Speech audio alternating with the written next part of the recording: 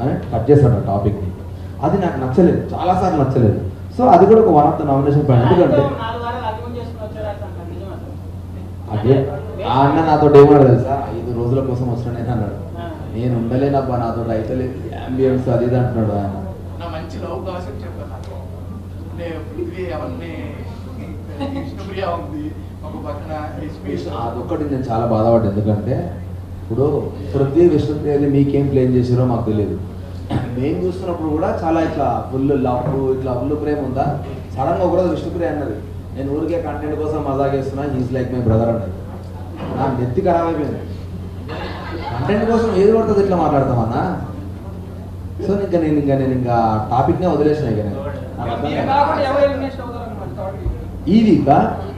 ఈ వీక్ నైనిక మణికంఠ అనుకుని. ఎందుకనంటే నైనిక పైన కాన్ఫిడెన్స్ లేకుండే ఆ పిల్ల, పాపం ఏమందో తెలియదు. నైనిక కూడా చాలా one of the strongest female contestant అనుకున్నా ఫస్ట్ వీక్.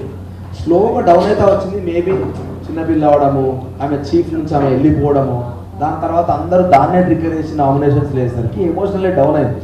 సో దానివల్ల ఆమె ఫీల్ అయింది. మనీ ఆబ్వియస్లీ కంటెంట్ కోసం ఏడ్చిండా, మళ్ళీ పోతాను భయపడ్డాడు తెలియదు. లాస్ట్ 2 రోజులు ఘోరంగా ఫ్లక్చువేట్ అవుతా ఉన్నాడు ఎమోషనల్లీ. సో వాళ్ళిద్దరిలో ఎవరో ఒకరు అనుకున్నాను నేను. సో ఎప్పుడైతే నాకు రెడ్ కార్డ్ ఇచ్చిన తర్వాత నేను ఒకటే మాట చెప్పిన, ఫస్ట్ సేఫ్ అవుతారు కదా జనరల్గా.